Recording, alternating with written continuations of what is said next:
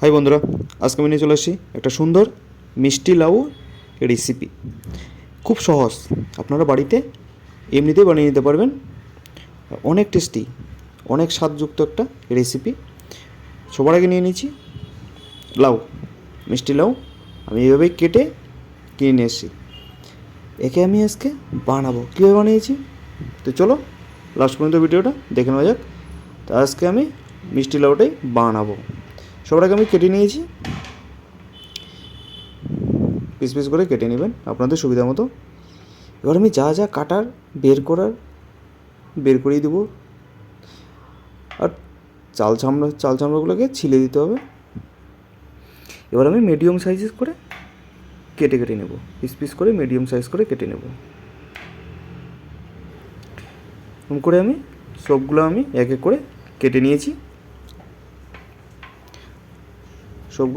কেটে নিয়েছি। এবার আমি পরিষ্কার করে নিয়েছি। এবার কড়াইয়ে তেল দিয়ে দিয়ে দিলাম কালো জিরা, দিয়ে দিলাম শুকনো লঙ্কা, দিয়ে দিলাম 2টা তেজপাতা।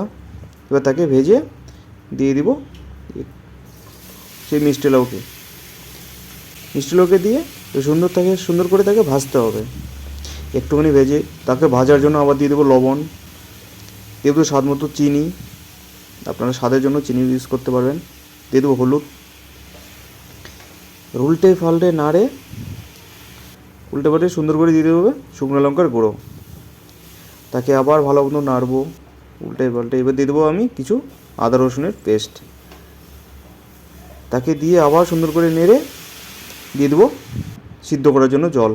তাকে সিদ্ধ করে নিতে হবে ভালো মতো করে, আস্তে আস্তে করে নাড়ে তাকে সিদ্ধ করে নিতে হবে ভালো মতো। চলো তাকে ভালো মতো সিদ্ধ করে নিই। আর অবশ্যই ভিডিওটা লাস্ট পর্যন্ত দেখবেন, লাইক করবেন, শেয়ার করবেন, চ্যানেলটাকে সাবস্ক্রাইব করবেন অবশ্যই। চলো এভাবে টিপে দেখে নিতে হবে সিদ্ধ হয়েছে কি না। আবার জল দিয়ে দেবো, আর একটু সিদ্ধ করে নেব, ভালো মতো সিদ্ধ করে নিতে হবে। সিদ্ধ করে নিয়েছি। এবার দিয়ে দেবো একটা মশলা। সেই মশলার মধ্যে আছে জিরা, কালো জিরা, সর্ষে, গরম মশলা, এলাচ, লবঙ্গ দিয়ে আমি একটাকে মিক্স করে নিয়েছি। সেই মশলাটাকে আমি দিয়ে দিয়েছি, স্বাদটাকে অনেক অনেক বাড়িয়ে তুলবে। এবার তাকে কষিয়ে নিয়ে মশলাটাকে তার সাথে কষিয়ে নিয়ে ভালো মতো মিক্স করে নিয়ে দিয়ে দিলাম পরিমাণ মতো জল। আপনারা জল নাও দিতে পারেন, আমি একটুখানি পরিমাণ মতো জল দিয়ে দিয়েছি, আমি জল রাখবো না। তো এবার তাকে ভালো করে মিক্স করে নিতে হবে, বা জলটার সাথে তাকে ফুটিয়ে নিতে হবে, ভালো মতো রান্না করে নিতে হবে।